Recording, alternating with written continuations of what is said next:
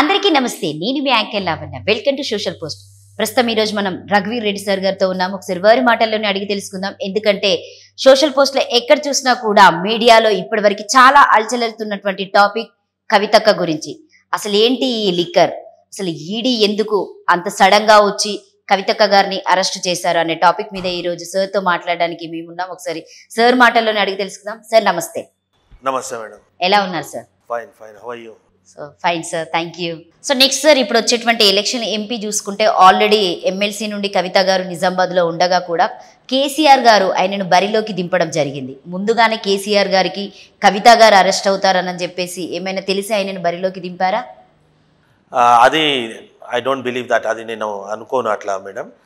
ఎందుకంటే కేసీఆర్ కుటుంబం ఇప్పుడు కంటెస్ట్ చేసే దాంట్లో లేదు.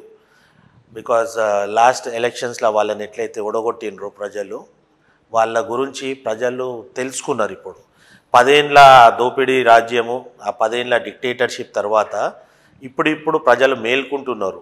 కల్వకుంట్ల కుటుంబంది వాళ్ళ దోపిడీ కానీ ద్రోహం కానీ వాళ్ళు ఇప్పుడిప్పుడు ప్రజలు రియలైజ్ అవుతున్నారు.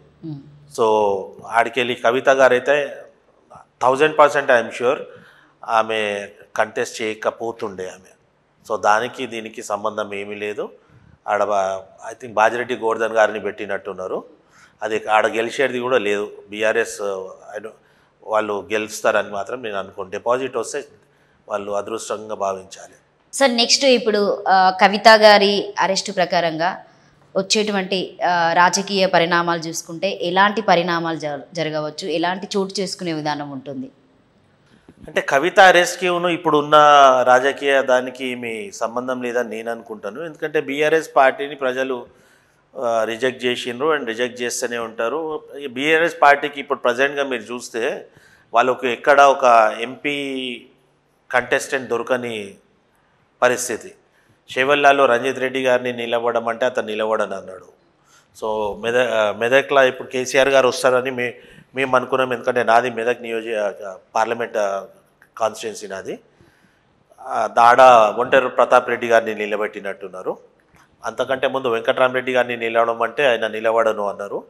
సో అందులో ఇంకోటి బీఆర్ఎస్లోకి వెళ్ళి అందరు వెళ్ళిపోతున్నారు కదా మేడం. ఎవరు లేరు ఇప్పుడు కంటెస్టెంట్స్ కూడా. ఐ థింక్ ఐకే రెడ్డి గారు పోతున్నారని ఒక రూమర్ ఉన్నది.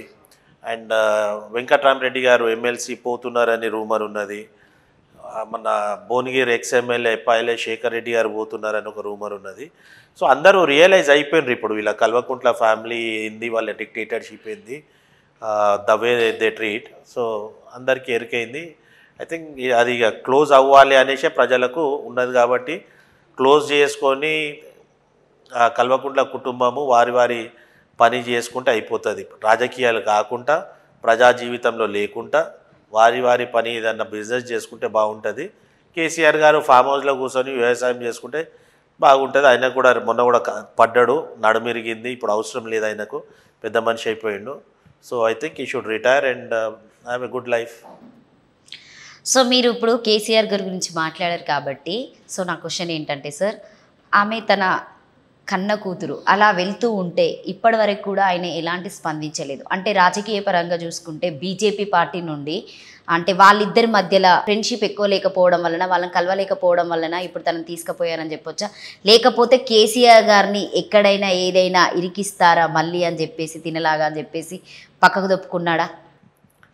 Madam, crime is a crime. అది ఒకటి బాధ.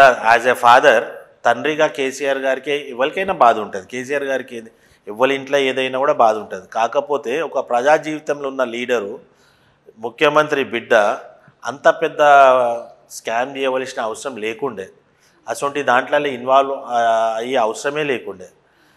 యు ఆర్ టాకింగ్ అబౌట్ 7,000-8,000 కోట్ల స్కామ్ మేడం. అది చిన్నది కాదు. ఒక తెలంగాణ ఆడబిడ్డ ఢిల్లీలోకి పోయి స్కామ్ చేసే అవసరం ఏముండే కవిత గారికి? అంటే అధికారం చేతిలో ఉందని చెప్పేసి చేశారనుకోవచ్చా సార్? అప్పుడు అంతే కదా. మళ్ళీ అధికారం చేతిలో ఉన్నది, మేము చెప్పిందంతా నడుస్తున్నది, మేము చెప్పినట్టే నడుస్తుంది, మేము శాశ్వతంగా మేమే రూలింగ్లు ఉంటాము, శాశ్వతంగా మాకే పవర్స్ ఉంటాయి, మా ఇష్టం వచ్చినట్టు చేయవచ్చు అనే అహంకారంతో చేసిన పని అది. లేకపోతే ఎందుకు madam? What was the reason? అవసరం ఏముండే? ఆల్రెడీ ఎంపీగా ఉన్నప్పుడు నిజామాబాద్ ప్రజల దగ్గర ఎంత దోసుకున్నారో మనకందరికీ తెలిసిందే. యూనో ఆల్రెడీ ఇక్కడ హైదరాబాద్లో ఇప్పుడు మాకు 200-300 కోట్ల భవనంలో ఉంటుంది కవిత గారు. మళ్ళా అసలు స్కామ్లు చేసే అవసరం ఏముండే మేడం? అది ఎంత సిగ్గుచేటి ఇప్పుడు మన తెలంగాణ ఆడబిడ్డలకు, తెలుగు ఆడపడుచులకు. That's a biggest disappointment, disgrace to the women in Telangana and Telugu states. ఇవాళటి వరకు ఢిల్లీ ఎవరితోటి ఢిల్లీకి సిబ్బంది వచ్చి ఏ ఉమెన్ని కూడా ఇట్లా ఇంటారగేట్ చేయలేదు, ఏ ఉమెన్ని కూడా ఇట్లా అరెస్ట్ చేయలేదు. ఈ కవిత గారి అరెస్ట్ తోటి కవిత గారు హెస్ క్రియేటెడ్ ఏ హిస్టరీ. ఇది చరిత్రలో నిలబడిపోతుంది. ఢిల్లీ వాళ్ళు వచ్చి ఒక ఈడీ సిబ్బందులు వచ్చి ఒక మనీ లాండరింగ్ కేసులో అరెస్ట్ చేసిండ్రు అంటే ఎంత సిగ్గుచేటు మనకు. We all should be ashamed about what she did.